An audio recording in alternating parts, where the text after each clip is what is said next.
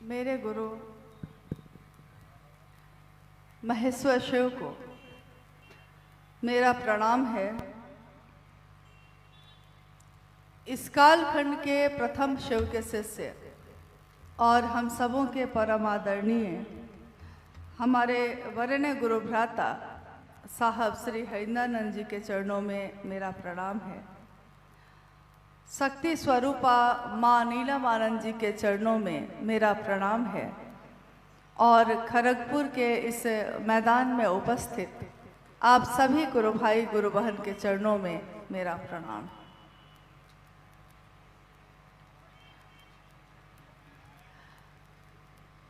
खड़गपुर के इस शहर में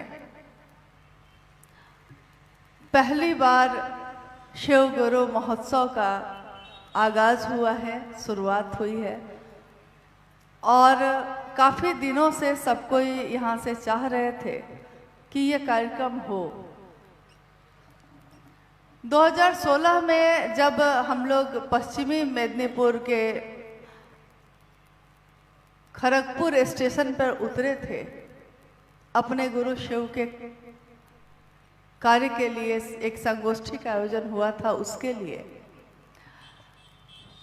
तो हम लोगों ने आने से पहले ये जाना कि खड़गपुर शहर जो है किस लिए प्रसिद्ध है। तो खड़गपुर शहर दूसरे जगहों पे, दूसरे राज्यों में या देश विदेश में, एक तो यहाँ के जो IIT कॉलेज है उसके लिए प्रसिद्ध है, फिर यहाँ का रेलवे स्टेशन बहुत बड़ा है उसके लिए प्रसिद्ध है। लेकिन हम लोग यहाँ किस लिए आए थे? उस दिन भी अगर हम लोग आए थे तो इसलिए आए थे क्योंकि यहाँ शिव के शिष्यता का फैलाव हो रहा था। शुरुआत एक दो लोगों से ही होती है कहीं भी। पहली बार जब किसी काम का आगाज होता है, प्रारंभ होता है, एक दो लोग होते हैं, लेकिन धीरे धीरे धीरे धीरे लोग मिलते चले जाते हैं, शिव को गुरु बनाकर उस दिशा में चलते चले जाते हैं और एक दिन जहाँ 2-4 लोग थे, 50-60 लोग थे, धीरे धीरे हजारों लाखों की संख्या हो जाती है। लेकिन लोग चाहे 5 हो चाहे 50 हो, कितने भी हो, इससे फर्क नहीं पड़ता है।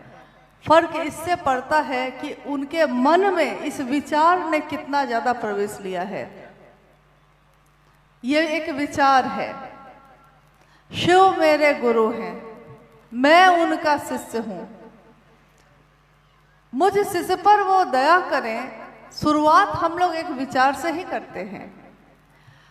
तो आज के इस कार्यक्रम में जो पहली बार यहाँ आयोजित हुआ है, आइए हम सभी शिव के शिष्य सबसे पहले इस बात पे विचार करें कि हम सब जो यहाँ आज इकट्ठे हुए हैं, इसके पीछे हमारी मंशा क्या है। पहला है कि हमने कहीं ना कहीं सुनकर अपने मन में शिव को गुरु बनाया है, चाहे विचारों में बनाया है, चाहे भाव में बनाया है, लेकिन बनाया है। भाई साहब, आप लोग अगर थोड़ा शांत हो जाएं और गुरु बहन लोग आप लोग भी आपस में इस तरह से बात ना करें तो हम लोग अपनी बात को रख सकेंगे। कारण क्या है कि आज महादेव भी उतरकर अगर अपनी बात कहने लगे और हम शिव के शिष्य उनकी बात ही नहीं सुने तो उनका बोलना भी व्यर्थ हो जाएगा, उनका आना भी व्यर्थ हो जाएगा और वह हलचल जो है, बाहरी हलचल जो जगत में हलचल चल रहा है, वो कैसे शांत हो जाता है। वो ऐसे कि जैसे ही हमारा मन शांत होता है, हमारे शरीर की हलचल भी शांत हो जाती है। मन जहाँ एक जगह एकाग्र हो जाता है तो शरीर में क्या हो रहा है ये भी एक दिन पता चलना बंद हो जाता है। तो आज जो ये महत्वपूर्ण समय अभी चल रहा है हम लोगों का, अभी जो हम लोग बैठे हैं, निवेदन है कि आप जहाँ हैं बैठ जाएं, शांति से बैठ जाएं और बिना विश्वास या बिना समर्पण के भी अगर शिव की बात को आप सुनते हैं और आपके मन में वो बात रह जाती है, घूमती रहती है, तो उसका भी परिणाम उतना ही है जितना विश्वास के साथ परिणाम आता। हमारे आपके घरों में, और ये जो क्षेत्र है पूरा पश्चिम बंगाल शक्ति का क्षेत्र है। या शक्ति शिवस्य शक्ति, शिव अपनी शक्तियों से जाने जाते हैं। शक्तियां शिव का प्रकटीकरण है। माँ दुर्गा, माँ काली की पूजा हम करते हैं। ये माँ दुर्गा, ये माँ काली शिव की इच्छा यानी कि शिव की शक्तियां हैं। और सोचिए, जब माँ काली के बारे में हम जितना ही जानते हैं तो हम सोचते हैं कि कितनी बड़ी सत्ता है वो। माँ दुर्गा के बारे में जितना ही समझते हैं, लगता है कि उनकी पूजा में कोई भूल ना हो जाए, भाव कुछ कम ना मिल जाए, श्रद्धा और ज्यादा दे सकें।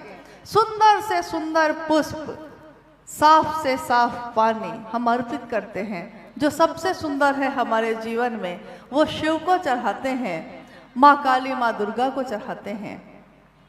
लेकिन हमारे मन में जो सबसे सुंदर है वो भाव नहीं देते।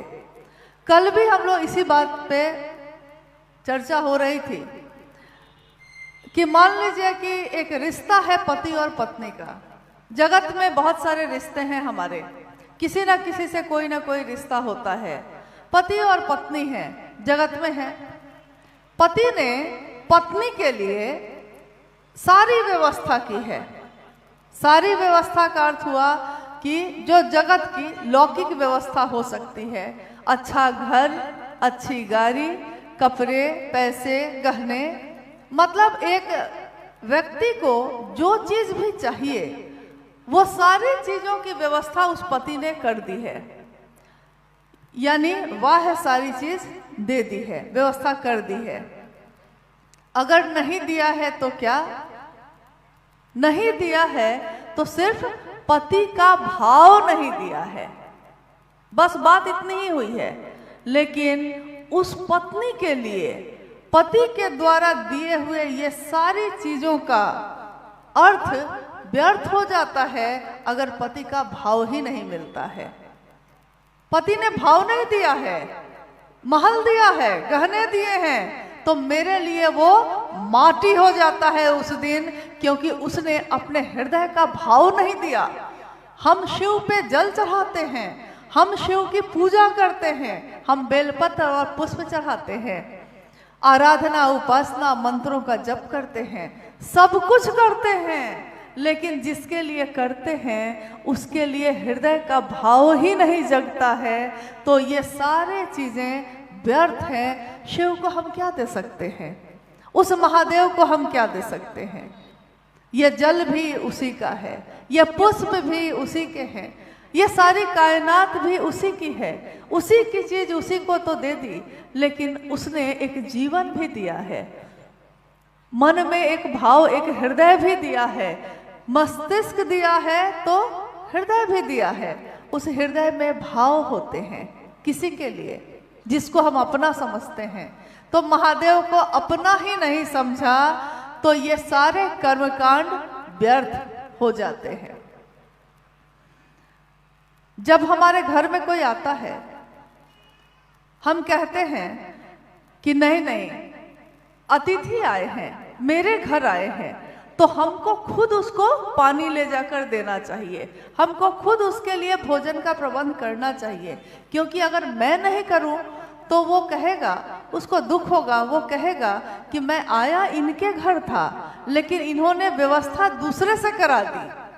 देखिए, लौकिक चीजों की समझ हम लोग को है, लेकिन पारलौकिक चीजों की जो समझ नहीं है उसी को देने का काम वरेण्य गुरु भ्राता साहब श्री हरिनंदन जी ने किया। उन्होंने कहा कि जैसा आता है, जो आता है, महादेव को खुद उनकी पूजा करनी हो या उनकी शिष्यता की बात करनी हो, खुद करिए जैसे आता है। ज्यादा से ज्यादा क्या होगा, ज्यादा से ज्यादा क्या बिगड़ेगा? मान लीजिए कि आपने खुद ही आयोजन किया, या तो दरी सीधी करते या दरी उल्टी बिछा देंगे, इससे ज्यादा क्या होगा। हम घास पे बैठ के भी महादेव की बात कर सकते हैं कि नहीं, क्योंकि आपने अभी भाई सोमेंद्र जी को ये विषय मिला था, शिव शिष्यता की पृष्ठभूमि, व्याप्ति और प्रयोजन। मेरा अनुरोध होगा कि आप इस विषय के बारे में आपने जो सुना है वो भी, और अभी भी हम लोग जो बात करेंगे उसको भी थोड़ा अपने मन को ध्यान से लगाकर सुनिएगा। क्योंकि अगर ये हीरा भी रखा हो सामने, लेकिन हम समझ ही नहीं सके कि मेरे हाथ में हीरा है, तो हम क्या करते हैं, कंकर की तरह फेंक देते हैं। एक घटना साहब ने कही, कथा है, ये कहानी है। महादेव और माँ पार्वती आकाश मार्ग से जा रहे हैं, कहानी है ये, एक कथा है।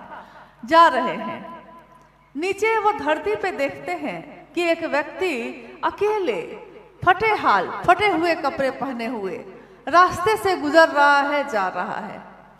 माँ पार्वती करुणा से भींग गई। उन्होंने कहा महादेव से कि महादेव, आप तो तीनों लोगों के पति हैं, सबको देते हैं, इसको क्यों वंचित रखा है, इसको भी दीजिए। महादेव ने कहा कि छोड़ो, उसका कर्मफल है। माँ ने कहा कि नहीं नहीं, आपको देना होगा, मेरी आंखों ने देख लिया है उसके कष्ट को, और तब आप नहीं देंगे, यह कैसे होगा, देना होगा। तो महादेव ने कहा कि ठीक है, इतना आप की जिद है तो चलिए दे देता हूं।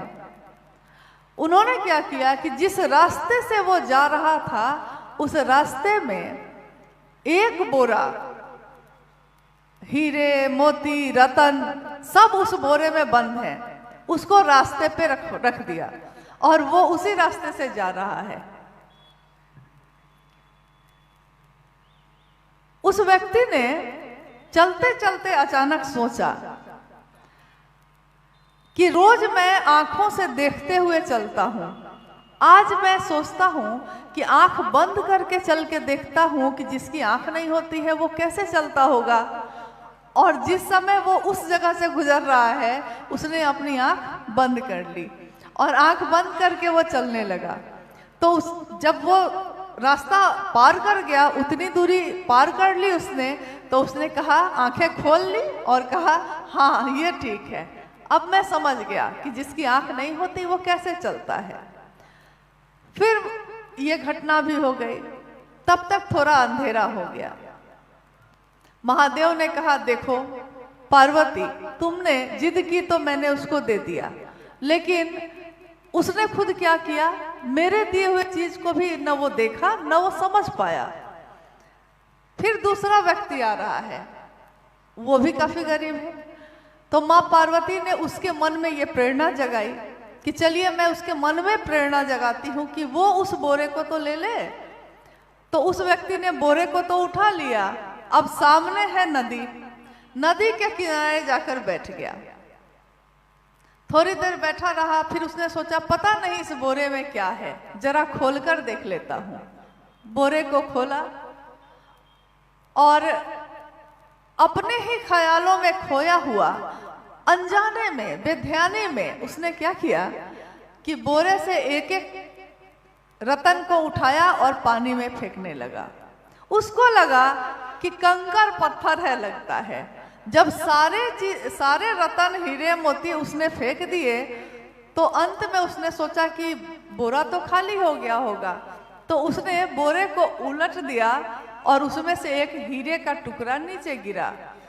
अंधेरे में चांदनी की रोशनी थी, चांद की रोशनी में वो हीरा चमकने लगा। तो उस व्यक्ति ने कहा कि अरे ये तो कुछ अद्भुत सी चीज लग रही है। तो वो तो था हीरा। अब वो इतने पछतावे में बैठा, उस समय उसने सोचा, एक बोरा मैंने ऐसे फेंक दिया, पानी में फेंक दिया, और इतना गहरा पानी है कि उतर के ला भी नहीं सकता। हम अपने दैनिक जीवन में भी बहुत बार ऐसा ही करते हैं। महादेव संदेश भेजते तो हैं, जैसा अभी इन्होंने कहा संदेश आया है, महादेव संदेश भेजते हैं, बार बार हम लोगों को अपनी तरफ खींचना चाहते हैं। विषय आपने सुना ना, आओ चले शिव की ओर, बार बार अपनी तरफ लेके चलना चाहते हैं, लेकिन हम लोग उसी समय अपनी आंखों को बंद कर लेते हैं, अपने बातचीत का विषय आपस में बातचीत करने लगते हैं, या फिर हीरा जो पाया था उसको ऐसे ही फेंकते चले जाते हैं। और जब जीवन की संध्या बेला आती है, जब जीवन में थक के श्रांत क्लांत होकर बैठते हैं, तब अपने जीवन को मुड़ कर देखते हैं और कहते हैं कि मैंने अपना इतना जीवन कैसे व्यर्थ कर दिया, कैसे बिता दिया। तो आइए पहले हम लोग, इसीलिए मैंने अनुरोध किया कि थोड़ा ध्यान से अपने ध्यान को थोड़ा सा केंद्रित करिए, ताकि ये समझ सके हम लोग कि किस विषय में हम लोग बात करने आ जाए हैं। भगवान शिव, जब भी हम कहते हैं शिव, महादेव, भगवान, ईश्वर, महेश्वर, तो एक ही चेहरा कौंधता है। तस्वीरों में हो या शिवलिंग में हो, लेकिन हमारे मन में एक आकृति उभरती है, एक तस्वीर उभरती है, और वो तस्वीर होती है महादेव की। भारत देश, जिस देश में हम आप रहते हैं, भारत देश में माना गया है कि ये आध्यात्म की धरती है, और पूरी दुनिया में आध्यात्म का संदेश इसी धरती से गया है। इस देश ने महादेव की पूजा की हजारों वर्षों से महादेव की शिवलिंग के रूप में, रुद्र के रूप में, महाकाल के रूप में, त्रयंबकेश्वर के रूप में, बहुत अनेक रूपों में महादेव की पूजा हो रही है। हम अपने घरों में भी करते हैं, हमारे गांव में, हमारे शहर में शिव के विभिन्न मंदिर हैं। इतने मंदिर हैं भारतवर्ष में शिव के कि गिनती नहीं हो सकती है, इतने ज्यादा हैं। यानी यहाँ के घर घर में, यहाँ के गांव और शहर में शिव की पूजा होती आई है।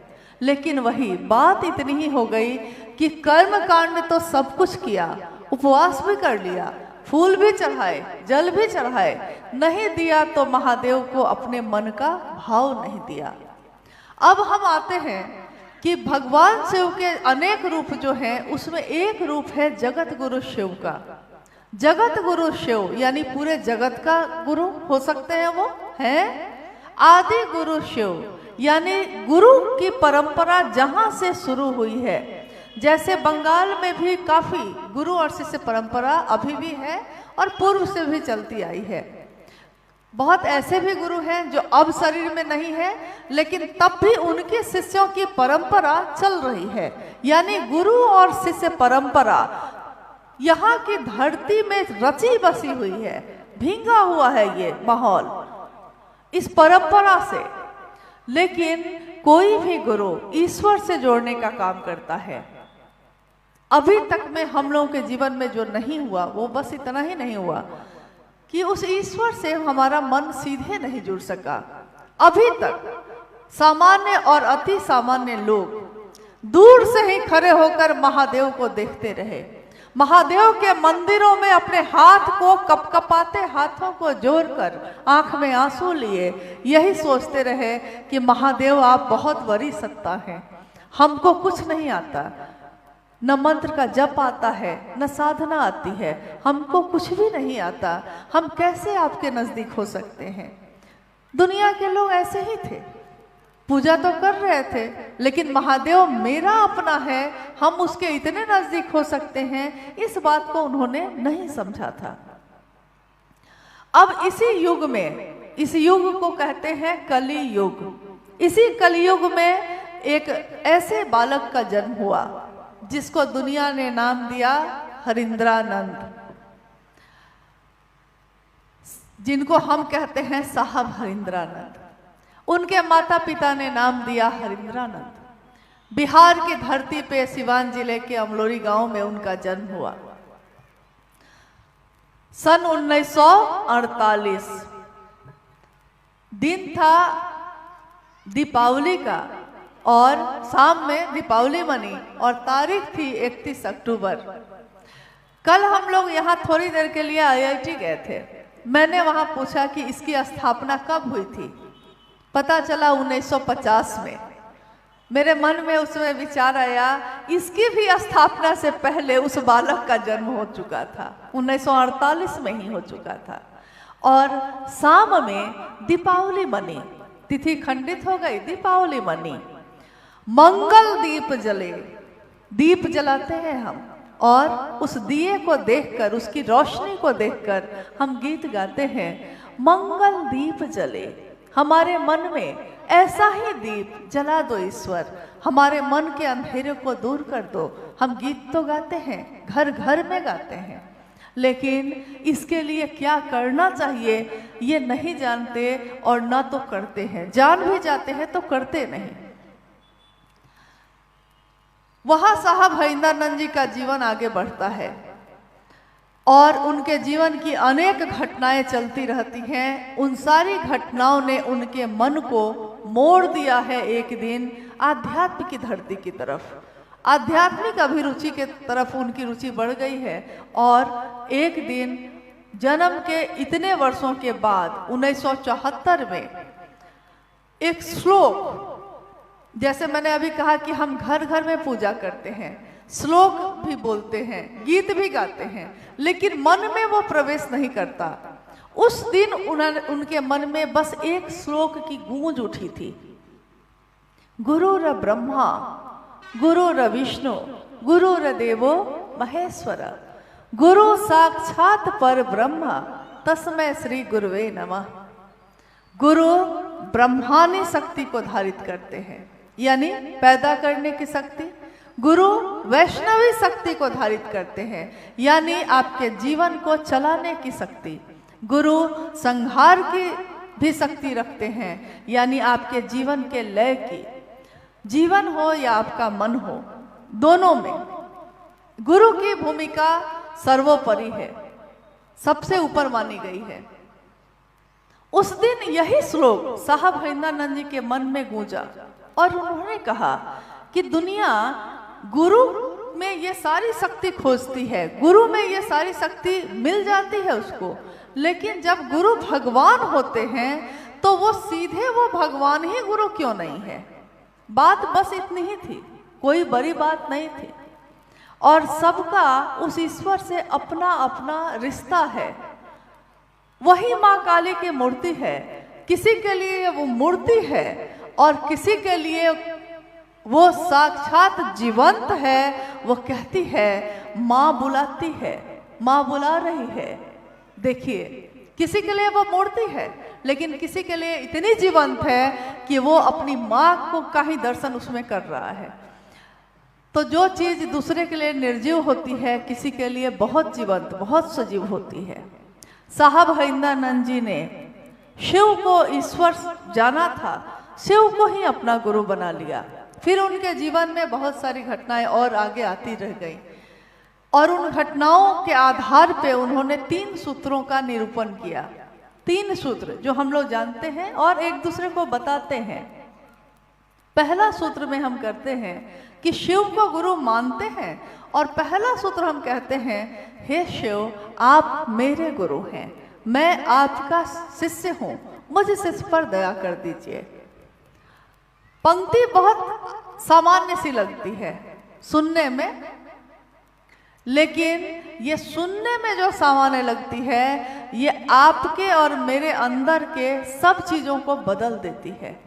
क्योंकि अभी तक अपना मतलब मेरे लिए बेटा था, अपना मतलब मेरा घर था, अपना मतलब मेरी संपत्ति थी, अपना मतलब मेरे जेवरात, मेरे कपड़े थे, अपना मतलब जो धरती पे जिन रिश्तों से हम बंधे हैं वो अपने हैं।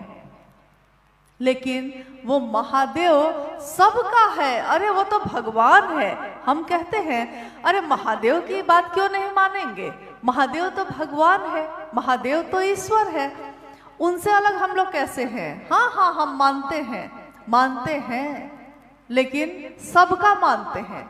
ये मानते हैं कि वो सबका है, मेरा है, बस बात इतनी ही थी। मेरा जिस दिन हुआ, कमाल हो गया। जब तक सबका रहता है वो सार्वजनिक है। ये मैदान सार्वजनिक है ना, इस मैदान में हम लोग अभी बैठे हैं, कार्यक्रम है तो सफाई हो गई, फिर हम लोग आज चले जाएंगे, आप भी चले जाएंगे। क्या आप लौट कर आएंगे इस मैदान को देखने? नहीं आएंगे, क्योंकि ये सबकी है। जिसको काम था उसने उस समय इसका उपयोग कर लिया, और बाद में क्या मतलब। साहब ने कहा कि एक बार एक व्यक्ति जब उसके जीवन में कष्ट होता था तो वो महादेव के मंदिर पहुंच जाता था, और जब कष्ट खत्म हो जाता था तो फिर अपने जगत में खो जाता था। एक दिन ईश्वर ने महादेव ने उस व्यक्ति से कहा कि हमेशा मतलब से ही आते हो, कभी मिलने भी आ जाओ। देखिए, वो हंसकर जो बात कह देते हैं, हमारे मन में फैले अंधेरा जो है वो दूर हो जाता है। यानी कि उन्होंने कहा, अरे महादेव से बिना मतलब भी तो कभी मिला करो, अपना है वो। तो तीनों सूत्र करने के पीछे एक ही मनसा होती है कि महादेव मेरा हो जाए, अपना हो जाए। पहला सूत्र में भी हम यही बोलते हैं, हे शिव आप मेरे हैं, मैं आपका हूँ, आपका शिष्य हूँ, मुझ शिष्य पर दया करिए। और हम दया शब्द का प्रयोग करते हैं। अभी तक में, जैसे अभी हम बंगाल में हैं, हम लोग पूरे भारतवर्ष में या बंगाल में भी हमारी संस्कृति, हमारे शास्त्र, हमारे विद्वान बोलते हैं कि कृपा होगी तब न होगा, यानी मोक्ष मूलम गुरु कृपा। मोक्ष भी मिल सकता है लेकिन गुरु की कृपा होनी चाहिए। कृपा शब्द का अर्थ होता है कुछ करिएगा तो पाइएगा, कुछ करिए, जितना करिएगा। अगर किसी ने मजदूरी की है तो जितनी मजदूरी की है उतना पैसा उसको मिल गया। तो कुछ करिएगा, साधना मंत्र का जप, तो उतना मिल जाएगा। लेकिन साहब हरिंदरानंद जी ने दया शब्द का प्रयोग किया। दया यानी हमसे कुछ भी नहीं होता है तब भी महादेव हमको चाहिए, हमको दीजिए, मेरे ऊपर दया करिए।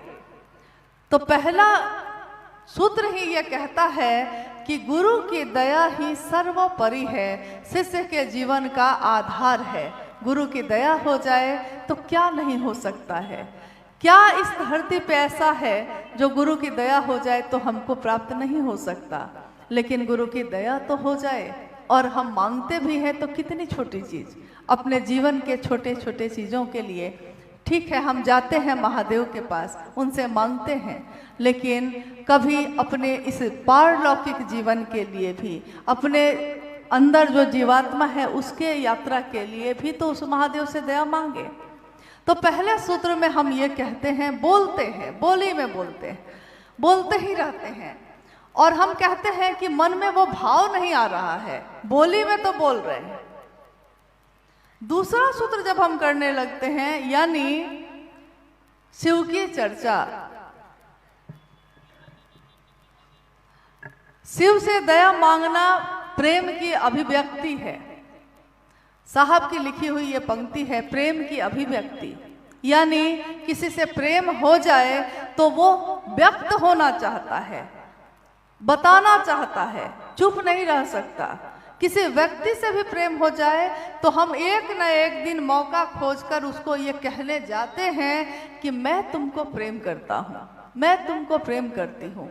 कुछ ना कुछ मौका हम खोज लेते हैं। यानी प्रेम अभिव्यक्ति, दया की याचना प्रेम की अभिव्यक्ति है। दया बार बार मांगना प्रेम पैदा करता है एक दिन, और प्रेम अभिव्यक्त होता है। दूसरा सूत्र जब हम करते हैं, यानी शिव की चर्चा, हम भी कर रहे हैं, आप भी सुन रहे हैं, कभी आप भी करते हैं, हम भी सुन रहे हैं, यानी चर्चा।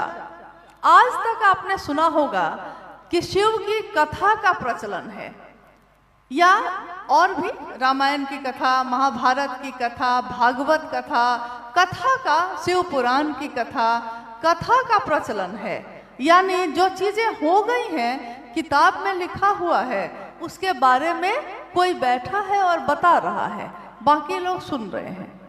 लेकिन पहली बार इस शब्द का प्रयोग हुआ शिव की चर्चा। चर्चा यानी बात, शिव की बात। उन्होंने कहा कि हम इंसान जिस चीज के बारे में ज्यादा बात करते हैं, संकीर्ण अगर बात करने लगे हैं, जैसे आपने देखा होगा हमारे समाज में या हमारे आपके बारी के आसपास जो लोग रहते हैं, तो कोई किसी के बारे में हमेशा अच्छा अच्छा बोलता है, लेकिन कोई ऐसा व्यक्ति भी होता है कि उसको आप देखिएगा कि वो किसी के लिए अच्छा नहीं बोलता।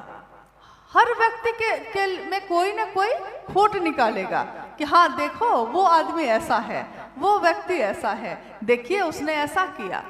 तो हमेशा ऐसी बात करने वाले का मन भी एक दिन वैसा ही हो जाता है, और दूसरों को अशांत करने वाला खुद भी कभी शांत नहीं हो पाता।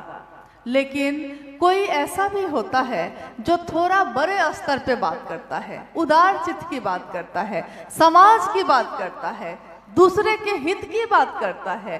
ठंड आ गई है तो हमको एक कंबल है, 4 कंबल दूसरे को दे आते हैं, इसकी बात करता है।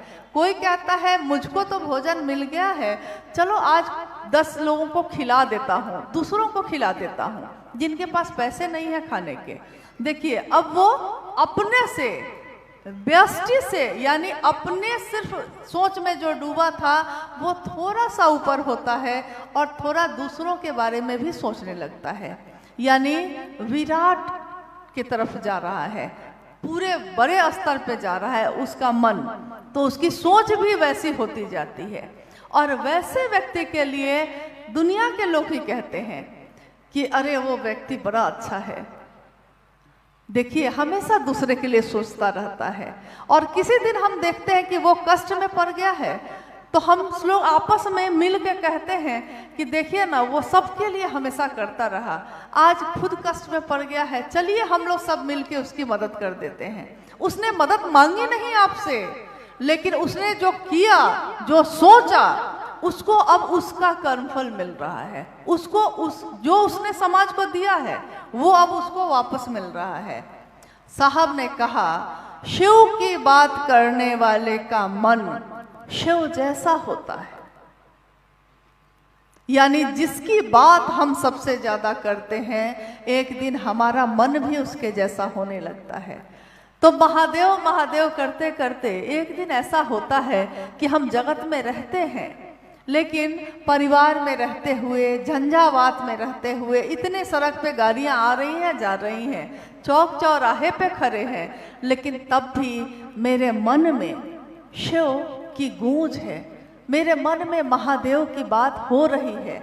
यानी शिव की चर्चा, शिव की बात ऐसी बात होती है जो स्वयं को भी, यानी मुझको भी, जो बोलता है, जो सुनता है उसको भी, दोनों को शिव भाव से आप्लावित करता है, भर देता है। अब है कि गुरु के रूप में वो क्या करते हैं। हमने पंक्तियां सुनी है शिव की, क्योंकि शिव की चर्चा दूसरे सूत्र में हम कर रहे हैं, तीसरे सूत्र में हम शिव को प्रणाम करते हैं। प्रणाम हमारा मन करता है, प्रणाम भी देखिए यहाँ भी मन की ही भूमिका है, प्रणाम भी हमारा आपका मन करता है। कैसे? बहुत लोग हमारे जीवन में ऐसे हैं, आ गए हैं सामने तो हाथ जोड़कर प्रणाम कर दिया है। यहाँ तक कि गुरु भाई गुरु बहनों के बीच भी आप देखिएगा, कुछ लोग तो नमः शिवाय का प्रयोग भी प्रणाम करने के लिए करने लगे हैं।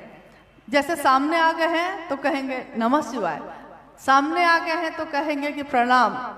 गुरु भाई थोड़ा सा आगे चला गया है, उसके जाते ही कहेंगे कि जानते हैं वो कैसा है, लेकिन अब सामने आ गया है तो क्या करते, प्रणाम कर लिया है। देखिए यही संबंध है हम लोगों का, सामने आ गए है तो शिष्टाचार निभा दिया है, लेकिन मन से वो प्रेम है नहीं। और जिसके लिए हो जाता है वो आपसे मिले या ना मिले, आपका मन उसको प्रणाम करता ही करता है। साहब ने कहा कि उस महादेव को भी अपने मन से प्रणाम करो। अब है कि मन से प्रणाम करना बड़ा कठिन है, मन टिकता ही नहीं है, भाग जाता है बार बार। कैसे टिकाए, कैसे प्रेम करें, कैसे प्रणाम करें? उन्होंने कहा कि जो विधि आपको आती है प्रणाम करने की, हाथ जोड़ के करना है, आंख बंद करके करते हैं, आंखें खोल के करते हैं, जैसे आपको सुविधा है, मन ही आपका प्रणाम करता है, करिए। आप नमः शिवाय मंत्र का प्रयोग भी कर सकते हैं। नमः शिवाय मंत्र लेकिन उन्होंने ये नहीं कभी भी कहा, न लिखा है कि आपको किसी हाल में नमः शिवाय से ही करना होगा, ऐसा नहीं है। उन्होंने कहा है कि नमन का प्रयास महत्वपूर्ण है, आप नमः शिवाय मंत्र का सहारा ले सकते हैं, और क्योंकि ये सहारा सबसे सुंदर है तो इसी का सहारा लेकर करें तो ज्यादा अच्छा है। नमन करने की अलग अलग पद्धतियां हैं हमारे समाज में। कोई कमल के गट्टे पे भी करता है, कोई रुद्राक्ष के माले पे करता है, कोई सांसों पे करता है, सांस पे चढ़ाता है, सांस से उतारता है। जैसा साविधि विधि के साथ साहब के जीवन में नमः शिवाय आया, वैसी ही विधि से हम गुरु भाई गुरु बहन भी महादेव को प्रणाम करते हैं। लेकिन अभ्यास नहीं है तो कमल हाथों में रुद्राक्ष की माला लेकर उससे भी कर लेते हैं। 108 का जप है, संख्या है, गिनी हुई है, उसी से जप कर लेते हैं। लौकिक और पारलौकिक कष्ट रुद्राक्ष के माले से की हुई गणना जप लौकिक कष्टों को कम करती है, लेकिन सांसों पे किया हुआ जप आपके लौकिक और पारलौकिक दोनों कर्म बंधनों का क्षय करती है, दोनों कर्म बंधनों को तोड़ती है, दग्ध कर देती है। जैसा कैसे दग्ध करती है? कर्म फल तो हमको भोगना पड़ेगा, हमने कुछ किया है तो भोगना पड़ेगा। ये दग्ध करती है ऐसे जैसे मकई का दाना है, अगर जाइएगा खेत में लगाइएगा तो पौधा निकल जाएगा, लेकिन आपने तावा चढ़ाया है चूल्हे पे और मकई के दाने को अगर भून दिया है, उसमें मकई का दाना है, वो अभी भी है, लेकिन भून चुका है, अब उसमें पौधे नहीं निकलेंगे। तो कर्मफल को दग्ध करना यानी कर्मफल है लेकिन भोगने की व्यवस्था नहीं है। महादेव गुरु के रूप में ऐसी दया करते हैं। गुरु के लिए कहा गया, गुरु कुम्हार शिष्य कुंभ है, गढ़ी गढ़ी काटे खोट। गुरु कुम्हार है, मतलब कहा गया है कि गुरु कुम्हार का काम करते हैं। जैसे कुम्हार मिट्टी के, खराब मिट्टी है, परी हुई मिट्टी है, उसको भी छांट के ले आता है, उसमें से अच्छी मिट्टी चुन के ले आता है, उसको गूंथ देता है और वो ऐसे जो मिट्टी का टुकड़ा है उसको अपने चाक पे घुमाता है, अपने हाथ का सहारा देता है, और कुंभ जो है, जो मिट्टी है, ऐसे उसको कुम्हार के रूप में सुंदर सुंदर आकृति दे देता है। गढ़ी गढ़ी काटे खोट, यानी हमारे आपके मन में, जीवन में जो खोट है, जो अवगुण है, वो कैसे गुरु दूर करते हैं कि वो एक तरफ तो गढ़ते भी रहते हैं, आकृति भी देते रहते हैं सुंदर सुंदर, और एक तरफ उसमें जो खराब निकलता जाता है उसको काट काट के हटाते भी जाते हैं। गढ़ी गढ़ी काटे खोट, अंदर हाथ सहारा दे, अंदर हाथ से सहारा भी दिए रहते हैं, और बाहर मारे चोट, यानी बाहर से चोट जो लगती है वो तो हमको दिखता है, हमको लगता है कि अरे गुरु भी मान के चले तब भी कष्ट मिल रहा है, लेकिन हम ये नहीं देख पाते कि अंदर से जो हाथ का सहारा है वो तो हमको दिखाई नहीं देता। चोट दिखाई दे रही है, सहारा दिखाई नहीं दे रहा, तो वो सहारा भी दिए रहते हैं और जीवन को सुंदर बनाकर शिव बनाने की प्रक्रिया में भी डाले रहते हैं। ये तीनों सूत्र हमारे आपके मन को शिव की तरफ आवेशित करते हैं, शिव की तरफ ऐसा आवेशित करते हैं कि हम हर श्वास में शिव का नाम लेने लगते हैं। जिस काम को करने के लिए हमारे समाज में, हमारे घर परिवार में या इस दुनिया में बहुत लोगों ने अपने घर को छोड़ दिया, घर परिवार का त्याग कर दिया, जंगल पहाड़ों पे चले गए, साधना करने, उपासना करने, मंत्र का नाम मंत्र जपने चले गए, गृहस्थ आश्रम छोड़ दिया, ब्रह्मचर्य का व्रत ले लिया, मांसाहार छोड़ दिया, बहुत कुछ किया बहुत लोगों ने। मात्र कारण यही था कि ईश्वर से वो एक में खो जाए, ईश्वर से मिल जाए।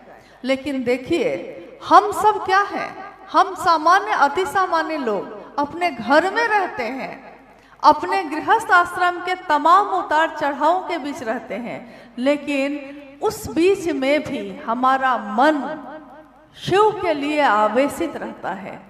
इसके लिए हम लोगों ने क्या किया है? क्या कोई साधना की? गृहस्थ आश्रम छोड़ दिया है, घर छोड़ दिया है, खान पान छोड़ दिया है, ब्रह्मचार्य व्रत ले लिया है? कुछ भी नहीं किया। कुछ क्रिया न साधना, कोई क्रिया नहीं, कोई साधना नहीं, मात्र हम लोगों ने अपने गुरु शिव को याद किया है अपने मन से। मात्र हम लोगों ने दया मांगी, बस बात ही तो की थी महादेव की। लेकिन ये हो क्या गया? हमारा मन बदल कैसे गया? ये उतरा क्या है हमारे जीवन में? बात ही तो की थी, प्रणाम तो किया था, लेकिन हरि से लागी रहो रे भाई, तेरा बनत बनत बन जाए। हरि से लागे रहते हैं तो बनत बनत वो बन जाता है एक दिन। लगे रहना जरूरी है, नजदीक खड़े होना जरूरी है। आइए हम लोग, कोई अगर जिज्ञासा आई है तो उस पर बात कर लेते हैं। और ये नई जगह है, पहली बार यहाँ कार्यक्रम हो रहा है। हाँ ठीक है, ठीक है, आप बैठिए। तो ये पहली बार हो रहा है, तो हम लोग चाहेंगे कि अगर आपके मन में कोई जिज्ञासा है शिव शिष्टता के बारे में, तो उस जिज्ञासा को जरूर रखिए। यथासंभव हम लोग दूर करने की कोशिश करेंगे, क्योंकि ये शिव गुरु का मंच है। यहाँ कोई विद्वान नहीं है, कोई प्रवचन करता नहीं है। हम सब शिव के शिष्य हैं, अपने शिव की बात करने आते हैं। कोई ज़रूरी नहीं है कि हर प्रश्नों का उत्तर हमको आता हो, क्योंकि हम सब उसी ज्ञान की खोज में हैं। लेकिन यथासंभव जितना भी गुरु ने ज्ञान दिया है, जितना भी साहब दीदी के सानिध्य ने समझाया है, उतनी कोशिश तो हम लोग कर सकते हैं। आइए। जिज्ञासा है, माँ काली और भगवान शिव में क्या अंतर है?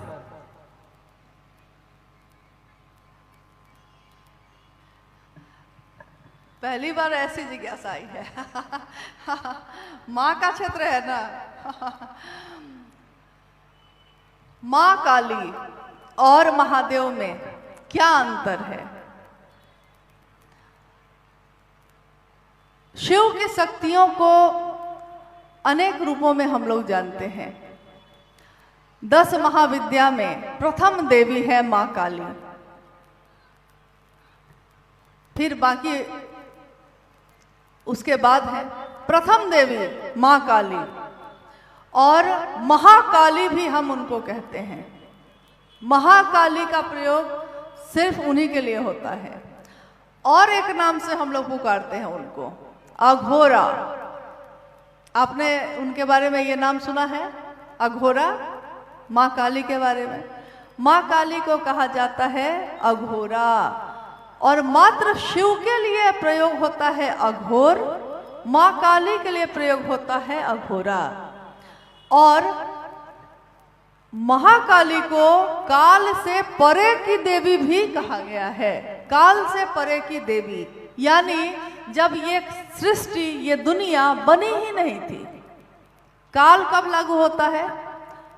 जिस माइक से हम लोग बोल रहे हैं, जिस दिन ये माइक बना होगा, पहले ये लोहे का टुकड़ा रहा होगा, लेकिन जोड़ जोड़ कर किसी ने इसको बनाया। अब जिस दिन ये बन गया है, अब तैयार है, मार्केट में आ गया, किसी ने खरीदा है, लेकिन जिस दिन ये बन गया उस दिन की तारीख उस पर लिख दी जाती है कि मैन्युफैक्चरिंग डेट, यानी कि बनने की तारीख क्या है। और बहुत बार जो खाने पीने के सामान है या क्रीम पाउडर है, इस तरह की चीज़ों पे भी लिखा रहता है कि कब ये बना है और कितना दिन इसका वैलिडिटी है, मतलब कितना दिन ये रहेगा, उसके बाद खराब हो जाएगा। तो हम लोग जब तारीख देखते हैं तो हम लोग कहते हैं नहीं नहीं ये खराब हो चुका है, फेंको फेंको। दवा के ऊपर भी लिखा रहता है, आपने देखा होगा। यानी जैसे ही कोई चीज बनती है, सृजन होता है, उसका सृजित होती है, वैसे ही उसके साथ साथ उसके संहार की तिथि भी तय हो जाती है। बनी है तो टूटेगी, पैदा हुई है तो मौत होगी। किसी जीव ने पैदा ले लिया है तो मौत होगी, लेकिन काल जब बना भी नहीं था, काल पैदा भी नहीं हुआ था, क्योंकि सृष्टि ही नहीं बनी थी, दुनिया ही नहीं बनी थी। और आपने सुना होगा शिवेच्छा बली यसी, शिव की इच्छा में ही सबसे बड़ा बल है। शिव ने इच्छा की, ये दुनिया जो बनी शिव ने इच्छा की। एको हम बहुत श्याम, मैं एक हूं बहुत हो जाऊं। शिव ने इच्छा की है और उनकी इच्छा में इतना बल है, इतना बल है, अक्षय स्रोत ही है वो, इतना बल है कि इच्छा हुई है और सृष्टि बनी। शिव की इच्छा हुई और सृष्टि बनी, बस इतना ही हुआ। सृष्टि जैसे ही बनी, यानी सबसे पहले आकाश बना, फिर वायु, फिर अग्नि, फिर जल, फिर क्षिति तत्व यानी ये मिट्टी। 5 तत्वों से ये संसार बना है, 5 तत्वों से ही हमारा ये शरीर भी बना है। लेकिन ये जो सृष्टि बनी है उससे पहले भी कुछ तो होगा। आखिर ये बनी कहां से, आई कहां से? हम कहते हैं ना कभी कभी किसी नदी का उद्गम स्थल हम खोजने जाते हैं। जैसे अमरकंटक हम लोग गए तो लोगों ने कहा कि माँ नर्मदा नदी का उद्गम स्थल है यहाँ। जब हम लोग वहां गए तो एक छोटा सा कुआं नुमा जगह है जहां से वो नदी की धार है, फूट रही है, और आगे जाके वो पूरा विस्तार में है। गंगोत्री में जाइए तो गंगा नदी की पतली सी धारा है, लेकिन जैसे जैसे वो धरती पे आगे बढ़ी है वो धारा चौड़ी होती गई है, बढ़ती चली गई है, यानी विस्तार लेती चली गई है। लेकिन वो धारा आखिर कहीं से तो आ रही होगी। हमको जो दिख रही है वो पतली धारा है, लेकिन उसका उद्गम कहाँ है? वो पतली धारा भी आखिर कहाँ से पैदा हुई है? तो ये काल जब बना, ये धरती जब बनी, ये सृष्टि जब बनी, उस सृष्टि के बनने से पहले क्या था? साहब ने बताया कि महाशून्य था, महाशून्य। कहीं कोई हलचल नहीं, कहीं कोई कंपन नहीं, कहीं कोई तरंग नहीं, कुछ भी नहीं, सब कुछ अघोर। अघोर शब्द आता है और इसका अर्थ होता है जहां तरंगे नहीं हैं, शांत है सब कुछ। अगर हमारे इस धरती में, हमारे जीवन में ये तरंग जो ऊपर और नीचे होती है अगर शांत हो जाए, अघोर हो जाए, मतलब एक लाइन में हो जाए, तो डॉक्टर कहता है कि मौत हो गई है। देखिएगा हॉस्पिटल में जाने पे ऐसा होता है, मॉनिटर पे दिखाता है कि नब्ज चल रही है, सांस चल रहा है, तो दिखाएगा कि ऊपर नीचे हो रहा है। एक्सरे करवाइए, देखिए उसमें ऊपर नीचे दिखता रहेगा। ईसीजी करवाइए हार्ट का, दिल का, ऊपर नीचे होता रहेगा। यानी कि तरंगे है, वहां जीवन है तो तरंगे हैं। लेकिन इस जीवन से पहले जहां तरंगे नहीं थी तो वहां महाशून्य था। उस महाशून्य में शिव अपनी समस्त शक्तियों के साथ अव्यक्त अवस्था में, यानी वो अवस्था जब वो व्यक्त नहीं हुए हैं, सब कुछ है उसके अंदर, अभी व्यक्त नहीं हुआ है। इसको हम समझ सकते हैं कि जैसे किसी बिया को आप लाइए, बीज को, अभी बीज को आपने धरती में लगाया नहीं है तो बिया है वो, उसमें से पौधा एक दिन निकल सकता है, लेकिन आज वो सिर्फ बिया है। पौधा की संभावना उसके अंदर छुपी हुई है, पौधा निकलेगा लेकिन अभी नहीं, अभी वो बिया के अंदर सोया हुआ है, ताकत के साथ सोया हुआ है, शक्ति के साथ सोया हुआ है, पौधा को उगाने की ऊर्जा है उसके अंदर, सोया हुआ है। लगाएंगे तो पौधा निकलेगा, नहीं लगाएंगे तब तक उस बिये में वो सोया रहेगा। तो शिव अपनी समस्त शक्तियों के साथ सुषुप्तावस्था में, मतलब शांत अवस्था में, और अव्यक्त, जो व्यक्त नहीं हुआ है, अभी प्रकट नहीं हुआ है, क्योंकि शक्तियों के बारे में हम कहते हैं कि शिव का प्रकटीकरण है, ये शिव प्रकट हुए हैं शक्तियों के द्वारा।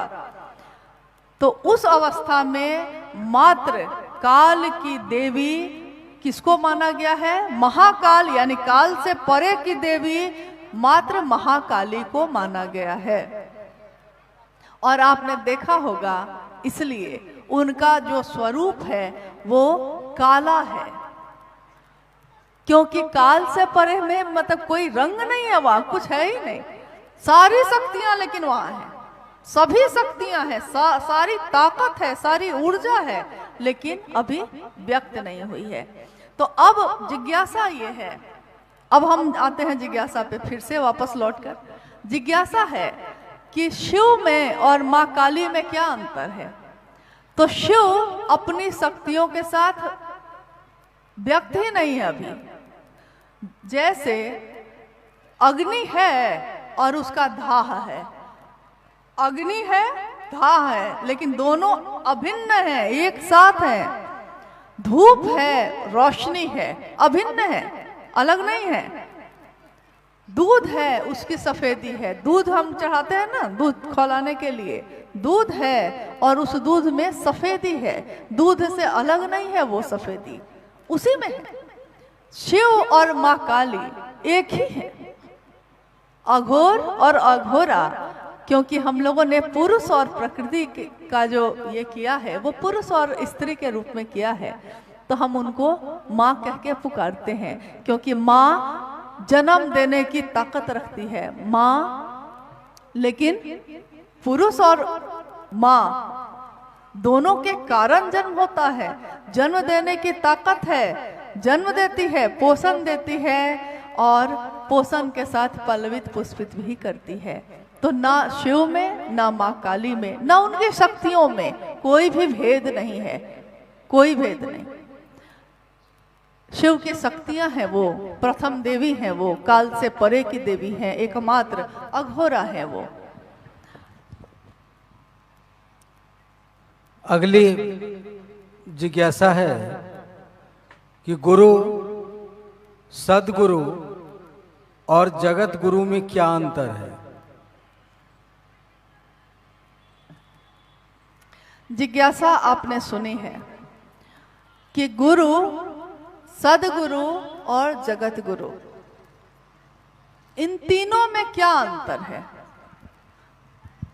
गुरु तीनों में लगा हुआ है, पहला गुरु, सदगुरु, जगत गुरु।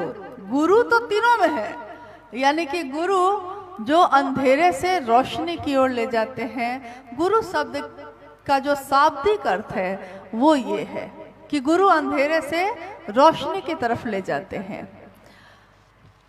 और गुरु के बारे में कहा जाता है कि वो अपने दर्शन से, अपने स्पर्श से, अपनी वाणी से अपने पास बैठा कर शिव के लिए, ईश्वर के लिए आवेश पैदा करते हैं। तो जो देखा होगा आपने कि सामान्यतः जो गुरु होते हैं उनका जो दायरा है उसमें वो कुछ कर्मकांड, पूजा की पद्धति या स्पर्श करके, कभी कभी कहीं सुना होगा आपने कि ऐसे सिर को छू देते हैं तो ऊर्जा उनके अंदर जागृत हो जाती है, स्पर्श से शिव के तरफ आवेश पैदा करते हैं। सदगुरु के लिए हम लोग कहते हैं कि सदगुरु अपनी दया से शिव की ओर आपको ले जा सकते हैं। सदगुरु स्तर पे भी हम कहते हैं कि वो मात्र अपनी दया से महादेव की तरफ हमको लेके जा सकते हैं। लेकिन क्योंकि वो शरीर में है, तो जैसे ही इस काल में आएंगे और शरीर में होंगे तो उनकी कोई पसंद या नापसंद तो होगी। जैसे रामकृष्ण परमहंस के बारे में हम लोगों ने पढ़ा है, सुना है, वो मिठाई पसंद करते थे। उन्होंने अपनी पत्नी से कहा, उनकी पत्नी ने कहा कि आपको खराब नहीं लगता है, शिष्य लोग बैठे रहते हैं, आप मिठाई खाने आ जाते हैं, क्या कहते होंगे शिष्य। उन्होंने कहा कि जिस दिन मैं मीठा खाना, मिष्टी खाना छोड़ दूंगा तो समझ जाना कि अब मैं यहाँ इस धरती पे नहीं रहूंगा। क्योंकि धरती पे रहने के लिए शरीर में आए हैं इसलिए पसंद और नापसंद कुछ न कुछ रहती ही रहती है, एक ही होगी लेकिन होगी, जिसके कारण वो है। जिस दिन वो भी खत्म हो जाएगी फिर वो जीवन मुक्त हो जाता है, शरीर से मुक्त हो जाता है। तो सदगुरु भी अपनी दया से हमको शिव की तरफ ले जा सकते हैं, लेकिन उनकी कुछ पसंद होती है और उनका एक दायरा होता है। जैसे अभी हम लोगों ने जब बात शुरू की थी तो मैंने कहा था कि कोई कहता है कि गृहस्थ आश्रम छोड़कर आओ, मतलब गृहस्थी में तुम रहोगे भी और हम तुमको शिव की तरफ ले जाएंगे, ये हम नहीं कर पाएंगे। जो सदगुरु स्तर के लोग हैं वो नहीं कर पाएंगे। कुछ ना कुछ तुमको कर, किसी को ये पसंद है कि कोई ब्रह्मचारी होके आए, यानी जीवन भर जो शादी नहीं करेगा, विवाह नहीं करेगा, स्त्री का स्पर्श भी नहीं करना है, उसको ब्रह्मचार्य व्रत में रहना है। तो वैसे लोगों को सिर्फ वो जो उनके पास इस तरह से आएंगे उनको सिर्फ वो शिव की तरफ ले जा सकते हैं, अपनी दया से ले जा सकते हैं। कोई है जो मंत्रों का जप है, इतने मंत्रों का जप करोगे तो ले जाएंगे, मांसाहार छोड़ के आओगे तब ले जाएंगे, प्याज लहसुन छोड़ के आओगे तब ले जाएंगे। यानी कि सदगुरु स्तर पे भी वो सीधे अपनी दया से शिव के पास ले जा सकते हैं, लेकिन उनकी कुछ पसंद और नापसंद है। उस दायरे में आप आइएगा तो वो ले जा सकते हैं। अब हम लोग आते हैं जगत गुरु के बारे में बात करते हैं। जगत गुरु जैसे ही कहते हैं, जगत गुरु की कुर्सी पे लगाने को तो आज शरीरधारी गुरु भी बहुत सारे हैं जिन्होंने जगत गुरु अपने नाम के साथ लगा लिया। ठीक है, कोई बात नहीं, श्रद्धा है, विश्वास है, शिव का नाम ही तो हम लोग लगाते हैं, कोई बात नहीं। लेकिन गुरु परंपरा में जैसे ही हम कहते हैं जगत गुरु, तो मात्र शिव ही उस कुर्सी पे हैं और कोई नहीं।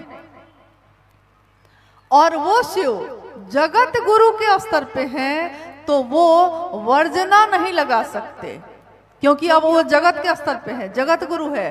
वो नहीं कह सकते कि मांस खाने वाले के गुरु हम होंगे और मांस नहीं खाने वाले के गुरु हम नहीं होंगे, या मांस नहीं खाने वाले के होंगे, मांस खाने वाले के नहीं, हम नहीं होंगे। होता है ना वर्जना, बंधन, नियम, कर्मकांड। शिव नहीं कह सकते, महादेव नहीं कह सकते और वो कहेंगे भी नहीं, क्योंकि उनके लिए इन चीजों का कोई मोल नहीं है। हमारे लिए जो चीजें बहुत महत्व रखती हैं वहां इन चीजों का, पाप पुण्य, इन चीजों का कोई मतलब नहीं है, क्योंकि अब सीधे सबसे बड़ी सत्ता ही आ गई है। और वो हमारे जीवन में जो भी गलत होगा, खराब होगा, वो खुद ही गढ़ी गढ़ी काटे खोट, खुद ही गुरु गढ़ गढ़ के काट देते हैं। हमको उसको भी करने की जरूरत नहीं पड़ती। लेकिन जगत गुरु के स्तर पे वो ऊर्जा के अक्षय स्रोत हैं, ज्ञान के भंडार हैं, यानी ज्ञान की जितनी धाराएं बही हैं, चाहे वो योग हो, चाहे वो कपाल साधना हो, या औघरिक लोगों का साधना हो, अघोर साधना हो, या गृहस्थ लोगों का आश्रम की परंपरा है जो उमापति के रूप में जो उनकी पूजा होती है वो हो, किसी भी रूप में कोई भी ज्ञान की धारा जो निसृत हुई है, जो निकली है, वो सबके मूल हैं। यानी सारी धाराएं वहीं से निकली हैं, अक्षय स्रोत हैं वो। अब है कि अब वो धाराएं जो निकल रही हैं उस जगह से, तो धरती में अलग अलग गुरुओं ने खंडित, किसी ने योग को आगे बढ़ाया, किसी ने कपाल साधना को, किसी ने शमशान साधना को, किसी ने गृहस्थ आश्रम के अनुकूल जो पूजा पद्धति है, यानी कि जो भी ज्ञान जिसके अनुकूल हुआ उसने उस धारा को आगे बढ़ाया। लेकिन हमको ये भूलना नहीं चाहिए कि हम किसको गुरु बना रहे हैं। हम सीधे शिव के पास जा रहे हैं, शिव को ही अपना गुरु बना रहे हैं, और वो है जगत गुरु। सदगुरुओं का गुरु भी जिसको कहा गया है, जो बुद्धों की खेती करते हैं, वैसी जगह पे हम पहुंच गए हैं और हम कहते हैं शिव मेरे गुरु हैं।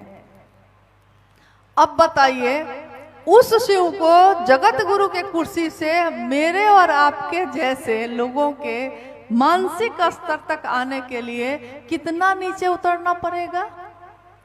अक्षय स्रोत है वो, सारी धाराएं वहीं से निश्रित हैं, और वो हमको कुछ नहीं आता, कोई साधना नहीं, कोई उपासना नहीं, कुछ मंत्रों का जप नहीं, कुछ नहीं आता, तो आखिर मेरे मानसिक स्तर पे वो शिव उतर कर अपनी तरफ लेकर चलेंगे, ये कैसे होगा? देखिए, एक विषय है जिसपे भाई सोमेंद्र जी ने बात की होगी, मतलब पिछली चर्चाओं में भी उन्होंने किया है कि शिव की शिष्यता में वरेण्य गुरु भ्राता साहब हरिंद्रानंद और दीदी नीलम आनंद जी की क्या भूमिका है। शिव ऊर्जा के अक्षय स्रोत हैं, सारी धाराएं वहां से निश्रित हैं। शिव की इच्छा में इतना बल है कि उन्होंने इच्छा की है, और ऐसे कितनी सृष्टि बनी है, कितने सूरज चांद है वहां। इतनी बड़ी सत्ता जो परम के भी परम है, वो सत्ता हमारे आपके जैसे लोगों के मानसिक स्तर तक किसके कारण उतरे कैसे? कौन है उतारने वाला? किसने उतारा? ये आज तक तो धरती पे ये नहीं हुआ था, ये हुआ कैसे? मुझको लगता है आपने एक कथा पढ़ी होगी या सुनी होगी, बच्चे भी पढ़ते हैं, कि गंगा, माँ गंगा जिनको हम कहते हैं, माँ कह के पुकारते हैं। गंगा एक नदी है, हम माँ कह के पुकारते हैं क्योंकि वो पावन है, सबका उद्धार करने वाले है। माँ गंगा का इस धरती पे, इस पृथ्वी पे आना, ये इसकी एक कथा है, एक घटना है इसके पीछे। आपने सुना होगा या पढ़ा होगा, और अगर नहीं पढ़ा है तो जितना मुझको याद है, राजा भागीरथ के बहुत सारे पूर्वज, जो उनके पूर्वज थे, उनके परिवार खानदान में सैकड़ों हजारों जो मारे गए थे किसी न किसी कारण से, और उद्धार नहीं हो रहा था उनका। तो उनको बताया गया कि तुम जो है, अगर गंगा आकाश से उतरकर धरती पे आ जाए और उस जगह से गुजरे, माँ गंगा की पावन धारा उस जगह से गुजरे, तो उद्धार हो सकता है, सारे पूर्वजों का उद्धार हो सकता है। तो राजा भागीरथ जो थे वो तपस्या में लीन हो गए, तपस्या करने लगे। ठीक है, तपस्या का फल भी मिला उनको, और माँ गंगा धरती पे उतरने को तैयार भी हो गई। लेकिन गंगा में बहुत प्रवाह था, तेज। उसकी धारा में, जैसे आपने सुना होगा, सामान्य बोलचाल की भाषा में हम बोलते हैं कि देखो पानी में कितना करंट है। नहीं, खड़े होते हैं, हुगली नदी के पास खड़े होते हैं तो कहते हैं कि देखो पानी में कितनी धार तेज है, कुछ भी इसमें डालेंगे सबको बहा के ले जाएगा, तोड़ के ले जाएगा, कहते हैं ना। तो माँ गंगा जब उतरने वाली हैं तो उस धार में जो उतर रही हैं अभी, इतना तेज है, इतना प्रवाह है उसमें, इतना करंट है उसमें, कि अगर उसी तरह से वो सीधे धरती पे उतरेंगी, तो गंगा ने कहा भागीरथ से कि मैं तुम्हारे तपस्या से प्रसन्न होकर उतरने के लिए तैयार हूं, लेकिन मेरे प्रवाह में, मेरी धार में इतना तेज है कि धरती उसको संभाल नहीं सकेगी। तो अगर मैं उसी तेज के साथ उतरी तो पूरी पृथ्वी को ही दहा के लेके चली जाऊंगी। अब बेचारे भागीरथ जी फिर संकट में पड़े, और जैसा कि संसार का नियम है और देवी देवताओं का भी, कि जब सारे सहारे छूट जाएंगे, जब सारे संकट से निकालने वाले साथ छोड़ देंगे और कोई नहीं बचेगा, तब हम जाते हैं महादेव के पास। अगर पहले ही चले गए रहते तो सारे संकट तो वहीं खत्म हो जाते। नहीं कहते हैं कि दुख में सुमिरन सब करे, सुख में करे न कोई। जो दुख में सुमिरन करे, सुख में सुमिरन करे, तो दुख काहे को होए। अगर सुख में भी वो याद रह गए तो क्यों दुख होगा। तो देखिए, भागीरथ फिर महादेव की तपस्या में लीन हुए। अब महादेव उनकी तपस्या से प्रसन्न होकर प्रकट हुए। कहानी है ये, कथा है। प्रकट हुए तो उन्होंने कहा कि हाँ बोलो, क्या बात है, किस लिए तपस्या में थे भाई, बोलो। राजा भगीरथ कहते हैं कि मेरे पूर्वजों का उद्धार नहीं हो पा रहा है, क्योंकि माँ गंगा उतर ही नहीं पा रही है पृथ्वी पे। वो जिस धार से उतरेंगी तो पृथ्वी ही बह जाएगी। महादेव ने कहा इतनी सी बात है। और कथा है ये कि जटाओं को खोला और कहा कि उतरो। गंगा पूरे तेज के साथ उतरी, पूरे प्रवाह के साथ उतरी। अहंकार भी हम लोग का ऐसा ही होता है, इतना होता है कि हम झुकते ही नहीं है। हमको लगता है कि हमको आप बर्दाश्त नहीं कर सकिएगा, इतना हो जाता है कभी कभी। लेकिन देखिए पूरे तेज के साथ वो उतरी, लेकिन शिव की जटाओं में समाती ही चली गई। कहाँ चली गई पता ही नहीं चला, और शिव ने अपनी जटाओं को लपेट लिया। अब राजा भागीरथ तो फिर से संकट में पड़ गए। उतरी भी, महादेव मान भी गए, लेकिन वो फिर से संकट में पड़ गए कि जटाओं में ही चली गई, नीचे तो उतरी नहीं। उन्होंने फिर से महादेव की तपस्या शुरू की। कहा कि महादेव आपकी जटाओं में ही सारी चली गई हैं, थोड़ा मतलब यहाँ तो उतारिए। तो महादेव ने, कथा है ये, महादेव ने अपनी जटा का थोड़ा सा भाग ऐसे किया, एक पतली सी धारा निकली। वो पतली सी धारा ही इस जगत के लिए, सोचिए कि गंगा कितनी बड़ी नदी मानी गई है, कितना विस्तार है उसका।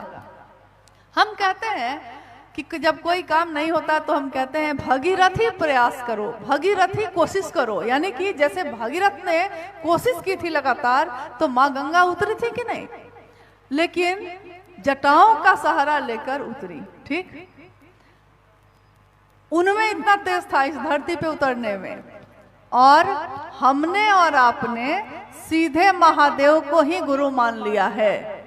जिनकी जटाओं में गंगा कहाँ चली गई पता नहीं चला, करोड़ों बिजलियां जिनका आहार है, काल को भी जिससे डर लगता है, काल भी जो भजता है शिव शिवम। हमने, हमारी क्या औकात है, हमारी क्या बिसात है, वो गुरु होते कैसे हमारे। तो कहीं ना कहीं धरती पे आने में एक जगह से उसको, उस ऊर्जा को गुजरना पड़ता है, और वो ऊर्जा जो गुजरी है शिव की, गुरु की ऊर्जा, जगत गुरु शिव की ऊर्जा, तो इस धरती पे अब मेरी जिज्ञासा है कि आप बताइए किसके द्वारा उतरी, कहाँ उतरी, किसके द्वारा विस्तार पाई है इस धरती पे, आप बताइए। अच्छा, भैया हरिंदर जी के द्वारा। सोचिए कि धरती पे जो इंसान एक साधारण दुबले पतले से कुर्ता पाजामा पहने, पान खाते हुए बैठे हुए, सामान्य से अति सामान्य व्यवस्था में रहते हुए दिख रहे थे हम लोगों को शरीर में, और आज सूक्ष्म रूप से हम लोगों के साथ हैं।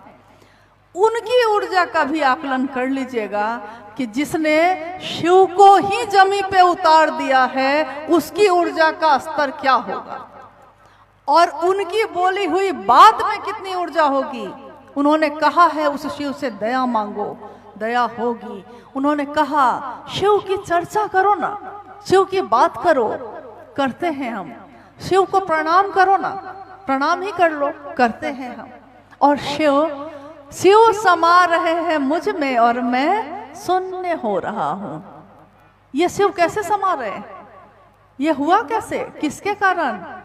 तो ये धरती उनको न भूल जाए, क्योंकि धरती भूलती बड़ी तेजी से है, ये मैंने देखा है। इतनी तेजी से भूलती है इसका आभास नहीं था, लेकिन हाँ ये दर्द है कि जिसके कारण आज हम लोग की कोई योग्यता नहीं, कुछ नहीं है। तब मेरे आपके गुरु शिव हुए, तब शिव की बात हुई है, और आज हम उनके स्तर को भी समझने की कोशिश नहीं कर रहे। इसलिए मेरा निवेदन है कि साहब हरिंद्रानंद जी के इस बात का मनन करिए, अपने जीवन में उतारिए, क्योंकि उन्होंने कहा है कि मात्र ये तीनों सूत्र ही शिव शिष्यता के रास्ते के पाथेय हैं।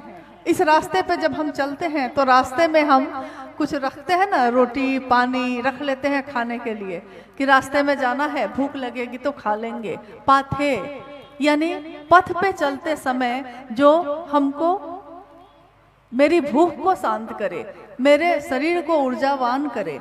शिव की शिष्यता में हमारा मन चलता है। शिव की शिष्यता में चलने का पाथेय है ये तीनों सूत्र दिया हुआ है साहब हरिंदानंद जी का।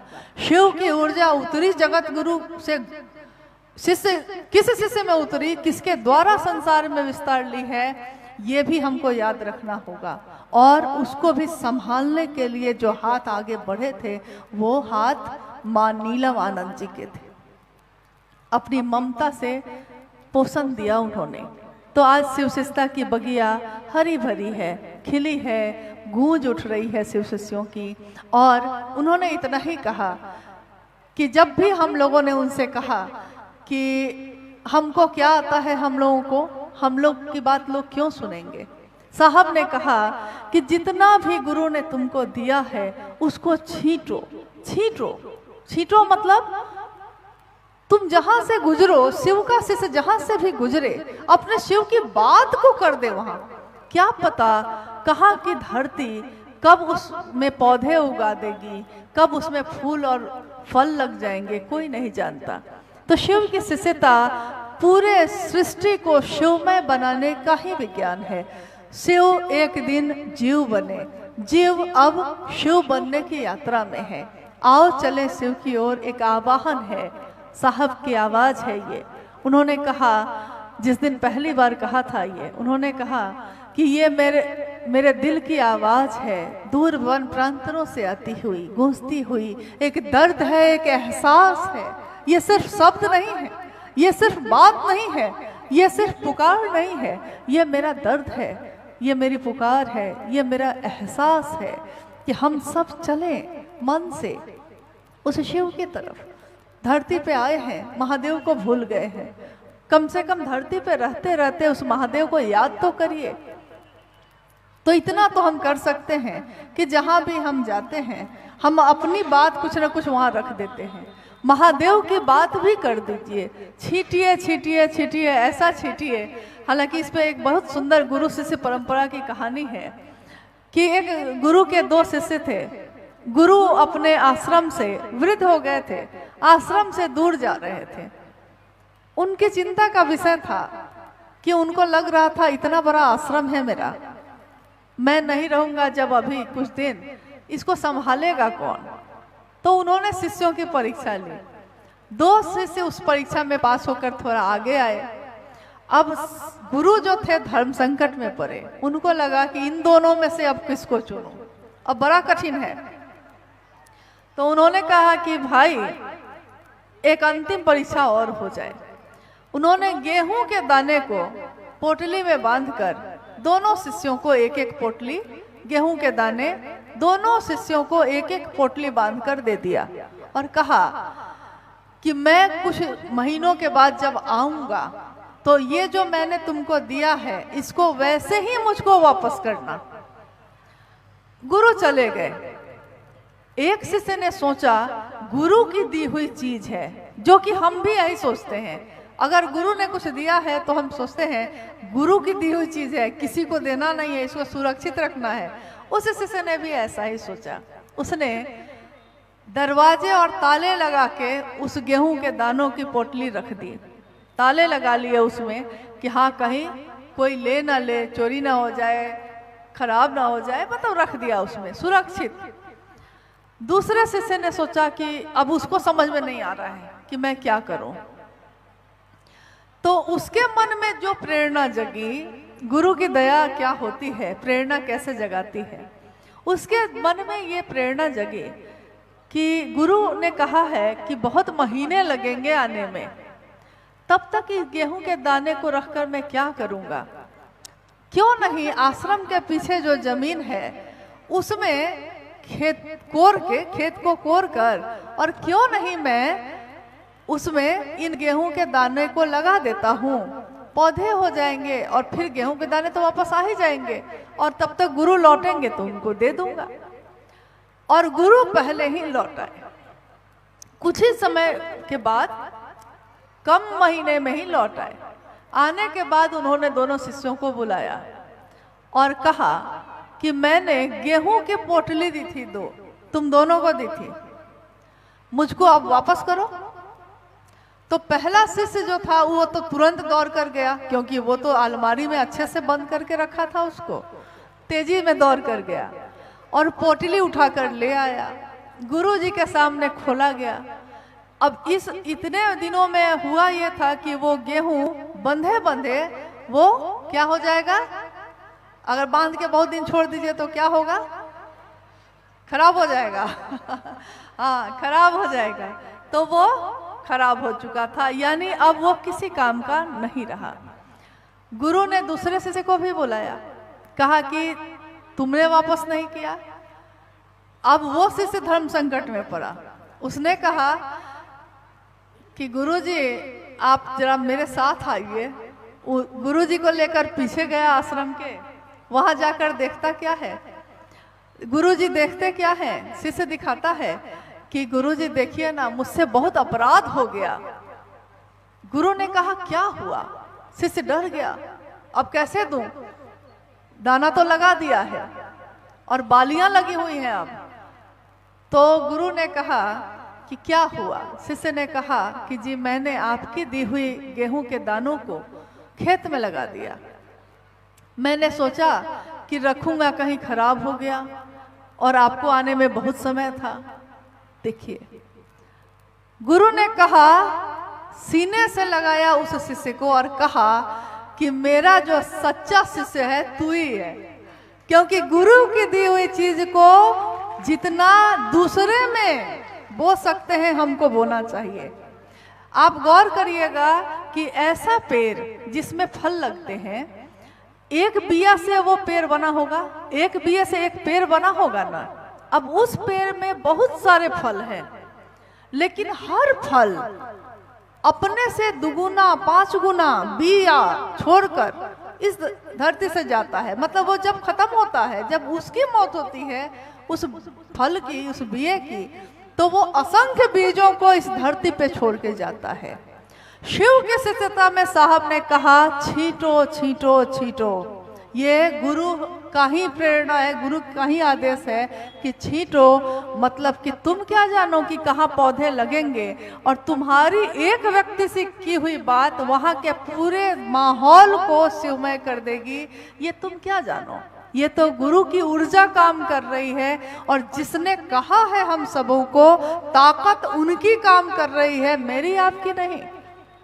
प्रकृति जब पोषण करती है पेड़ का तो वो बड़े बड़े पेड़ बनते हैं। अभी सामने ये पेड़ है, क्या इस पेड़ में किसी ने आकर पानी पटाया होगा कभी? आप अपने घर से आए थे कभी खाद पानी देने? नहीं आए। लेकिन आप घर में जो लगाते हैं उसमें जो खाद पानी डालते हैं तो वो मर भी जाता है और बहुत मुश्किल से थोड़ा बहुत बड़ा होता है। लेकिन प्रकृति स्वयं जिसका पोषण करती है, शिव स्वयं जिसका पोषण करते हैं, वो ऐसे ही शानदार बन के उभरती है। शिव के शिष्यता बांटने की विधा है, छिपा कर रखने की नहीं।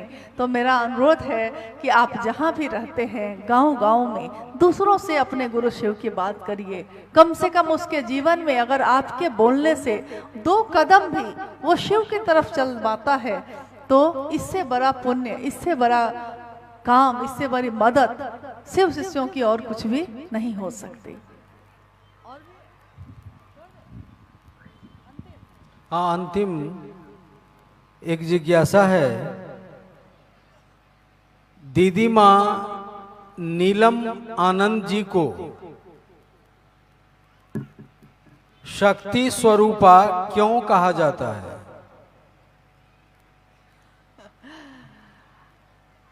दीदी माँ नीलम आनंद जी को शक्ति स्वरूपा क्यों कहा जाता है?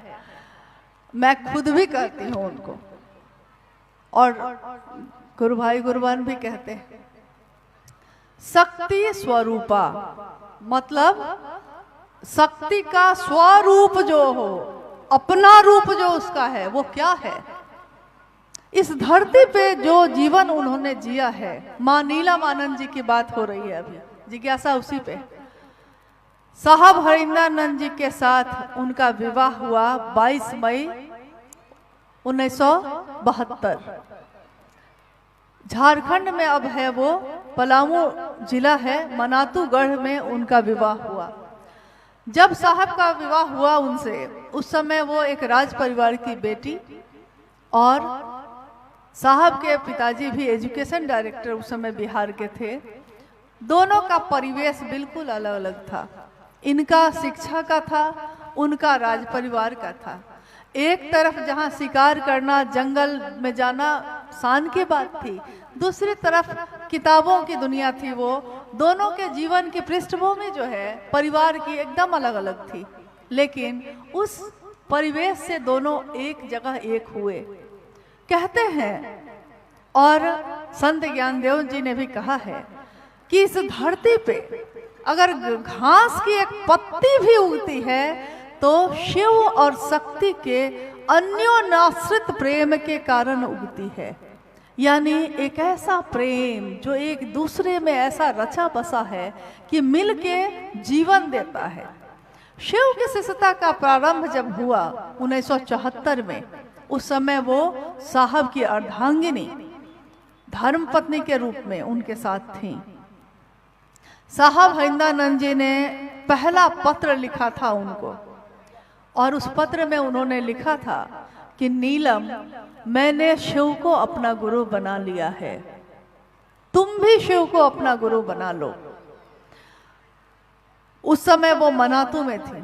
माँ नीलम आनंद जी को जब ये पत्र मिला अपने पति का, उन्होंने अपने पति के जीवन को देखा कि गुरु की तलाश में, सही गुरु की तलाश में ये कितना भटक रहे थे। और उन्होंने जब ये पत्र पढ़ा कि शिव को ही गुरु बना लिया है और तुम भी बना लो, तो उनके मन को एक इतनी शांति अजीब सी मिली। उनको लगा कि मेरे पति के जीवन को अब ठौर मिला। और जब साहब और दीदी माँ मिले, साहब ने उनसे पूछा कि क्या सचमुच शिव गुरु हैं? माँ ने कहा कि हाँ हैं। बाद के जीवन में जब जब साहब ने कहा कि क्या लोग मेरी बात सुनेंगे, जब मैं लोगों से कहूंगा कि मैंने शिव को गुरु बनाया है, तुम भी अपना गुरु बना लो, क्या नीलम लोग मेरी बात सुनेंगे? और माँ कहती हाँ सुनेंगे। ये संबल, ये अन्योन्याश्रित प्रेम जिसने शिव शिष्यता की धारा का विस्तार कर दिया इस धरती पे, ये दोनों के असीम प्रेम से उपजा था। और वो एक तरफ साहब लोगों को ईश्वर की प्रेरणा, शिव की प्रेरणा दे रहे थे, और एक तरफ माँ नीलम आनंद उसमें सामर्थ्य और शक्ति भर रही थी।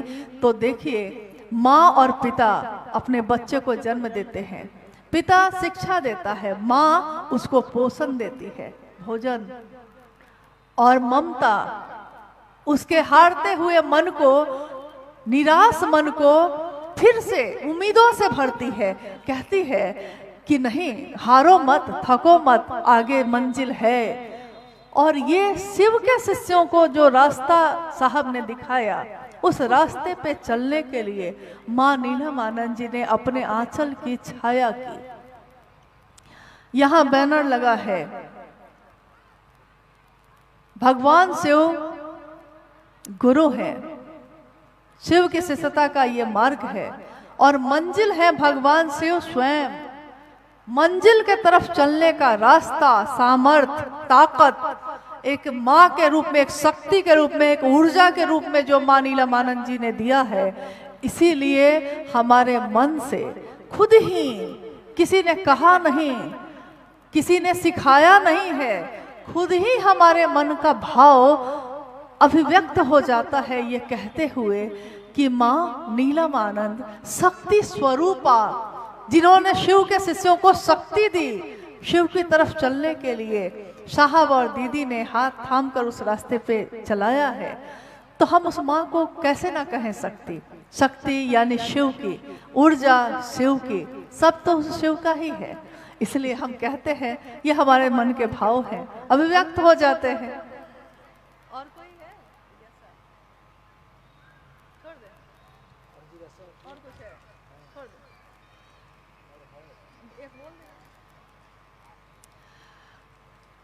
अब इस कार्यक्रम का मतलब समापन तो नहीं कह सकते इसको क्योंकि ये पहला महोत्सव है खड़गपुर का, और इस पहले महोत्सव में काफ़ी लोगों ने सहयोग किया है। आपके अगल बगल के ज़िले से आकर लोगों ने आपकी मदद की, आगे बढ़ने के लिए प्रेरित किया। उम्मीद है आप भी दूसरों के साथ ऐसा ही करेंगे, आप भी उनकी मदद करें, उनको महादेव की तरफ लेकर चलें। रास्ते में खड़े हो जाने पे दूसरे नहीं चल पाते, तो साथ चलिए भी और दूसरों को चलाइए भी। और जिज्ञासा है कि शिव को भगवान के रूप में हम सभी पूज ही रहे हैं, तो उनको अलग से गुरु बनाने की क्या आवश्यकता है? आज के इस कार्यक्रम का ये अंतिम जिज्ञासा है। शिव को भगवान के रूप में हम पूज रहे हैं, भगवान के रूप में उनकी पूजा हो रही है, तो अलग से गुरु के रूप में हमको करने की क्या जरूरत है? बात तो सही है, मतलब सामान्य तौर पे देखिएगा तो बात तो सही है ना कि भगवान के रूप में तो हम पूज ही रहे हैं। शिव ईश्वर के रूप में, ईश्वर के रूप में वो शिव संसार को चलाते हैं, और जो मांगते हैं हम, महादेव औढ़रदानी है ना, भोला है वो, शंभु है। हम शिव पे जल चढ़ाते हैं, अपने भाव से उसको पूरित करते हैं, फूल चढ़ाते हैं और कहते हैं महादेव मेरे परिवार को देखना, हमको ये देना, हमको वो देना। ईश्वर के रूप में वो भावातीत सत्ता है, मतलब भाव से भी परे, जो मांगा है जिसने दे दिया है, विवेक नहीं रखा कि क्या क्या उसके लिए अच्छा होगा ये या नहीं होगा। जैसे सबसे प्रसिद्ध उदाहरण है इसमें रावण का। रावण के बारे में कहा जाता है कि वो शिव के परम भक्त थे, शिव की आराधना उन्होंने की लंबे समय तक, और शिव से वरदान भी प्राप्त किया, शिव के भक्त के रूप में जाने जाते थे। तीनों लोगों की संपत्ति मांग ली शिव से, शिव की आराधना करके, उनकी तपस्या करके शिव जब प्रकट हुए, उन्होंने कहा क्या मांगते हो भक्त, क्या मांगते हो? रावण ने कहा तीनों लोगों की संपत्ति दे दो महादेव। ईश्वर के रूप में महादेव ने दे दिया। नतीजा उसका क्या हुआ पूरी दुनिया जानती है। ईश्वर के रूप में उन्होंने जो मांगा सो दे दिया। अब तुम जानो, तुम्हारा काम जाने, तुमने मांगा है मैंने दे दिया है। लेकिन उन संपत्ति को और शक्ति को संभालने का ज्ञान नहीं मांगा। सामान मांग लिया, ज्ञान नहीं मांगा। मुझको याद है कि जब शुरू शुरू में गैस चूल्हा आया था, बहुत लोगों को गैस चलाने नहीं आती थी, लकड़ी के चूल्हे पे खाना बनाते थे हम लोग, तो गैस जलाने नहीं आता था, तो डर से बहुत लोग उसका नॉब नहीं घुमाते थे, क्योंकि पता नहीं था ना कि कहीं आग लग गई तब। और आश्चर्य लगता था, चमत्कार लगता था कि ये लाइटर से ऐसे करने पे आग कैसे लग जाती है उसमें, और गैस अगर इधर आग लग गई तो हम ही को लग जाएगी। देखिए, लेकिन जब पता चल गया कि नॉब घुमाओ और लाइटर वहीं पे रखे रहना, नॉब घुमाना और लाइटर जला देना या माचिस जला देना सीख लिया हमने, तो है वो विध्वंसकारी। अगर गैस का सिलेंडर फट जाए घर में तो पूरे घर में आग लग जाए, लेकिन उस विध्वंसक चीज को भी कैसे नियंत्रण में रखना है इसका ज्ञान ले लिया, तो घर घर में गैस के चूल्हे हैं कि नहीं? घर घर में है, लोग खाना बनाते हैं, दिन रात जलता रहता है, पूरे घर को नष्ट कर सकता है, लेकिन उसको धारित करने का, उसको प्रयोग करने का ज्ञान हम लोगों ने ले लिया। इसी तरह शिव से आया, ईश्वर के रूप में आई हुई चीज हम मांग सकते हैं, महादेव दे देते हैं, लेकिन उसको संभालने का ज्ञान अगर नहीं लिया तो फिर वो व्यर्थ हो जाता है। कहा भी गया है, कहावत है इस पे कि कूत पूत कपूत तो क्या धन संचय और पूत सपूत तो क्या धन संचय। दोनों स्थिति में पूत यानी पुत्र आपका अगर सपूत है, अच्छा है, तो धन नहीं संचय किया है आपने तो वो धन कमा लेगा ज्ञान से। अगर ज्ञानी है तो ज्ञान से अपना धन कमा लेगा, लेकिन अगर ज्ञान नहीं है उसके अंदर और आपने अपने घर की सारी संपत्ति दे दी है, जमीन लिख दिया है, पता चलता है कि वो अपने ऐशो आराम में जमीन पे जमीन बेच देता है, आराम से सब खत्म करके बैठ जाता है। कारण संपत्ति दे सकते हैं आप, पिता के रूप में संपत्ति दे सकते हैं, लेकिन संपत्ति को संभालने का ज्ञान नहीं हो तो सारा कुछ नष्ट हो जाता है। जीवन मिला है इंसान का, हम भगवान के रूप में जब शिव को पुकारते हैं और हरदानी हैं, भावातीत सत्ता है, वो सब कुछ दे देते हैं, लेकिन ईश्वर के रूप में देते हैं। अब वही ईश्वर अगर गुरु है, वही पिता घर में चॉकलेट मांगे हैं दे दिया है, अब वही पिता स्कूल में मास्टर है और गए हैं और मास्टर से कहते हैं कि मास्टर जी बाहर जाएं, तो 2 थप्पड़ देता है वही पिता। घर में जो मांग रहे थे दे रहा था, लेकिन अभी जो पढ़ने बैठ गए हैं क्लास में, मास्टर बन गया है और हम विद्यार्थी बन गए हैं, तो मेरी कोई मांग सुन ही नहीं रहा है, क्योंकि उस समय वो शिक्षक के भूमिका में है। उस समय वो ये समझा रहा है कि पढ़ो तभी तुम्हारा जीवन बनेगा, अभी खेल कूद नहीं होगा, पढ़ाई होगी। और वो पढ़ाया हुआ उसका ज्ञान उसके पुत्र को संपत्ति वो दे सकता था, लेकिन उसका अच्छा जीवन नहीं दे सकता था, वो उसने शिक्षक के रूप में उसको दिया। वैसे ही महादेव जब जगत गुरु के रूप में होते हैं तो विवेक पूर्ण चीज देते हैं। हम मांगते तो है ही, बहुत चीजें मांगते हैं, हमारा स्वभाव है, जब जो नहीं है मांग लिया, लेकिन गुरु के रूप में वो हमको वही देंगे जो हमारे जीवन के लिए अच्छा होगा। तो भगवान शिव और जगत गुरु शिव, गुरु भी अपना अगर हो जाए तो भगवान के भी सारे रूप हमारे ही हो जाते हैं, और गुरु कोई हो ईश्वर से ही मिलवाता है। जगत गुरु शिव भी स्वयं गुरु होंगे तब भी हमको ईश्वर से ही मिलवाएंगे। कैसे? हमारे मानसिक स्तर तक उतरकर, हम जिसमें समझ सकते हैं। एक बच्चा, हम बीए पढ़े हुए हैं, एक बच्चा बीए नहीं पढ़ा है, वो अभी पढ़ने बैठा है मेरे पास, तो उसको हम लाइन खींचकर बताते हैं कि बाबू लाइन को ऐसे खींचो, क लिखो, अ लिखो, ए लिखो।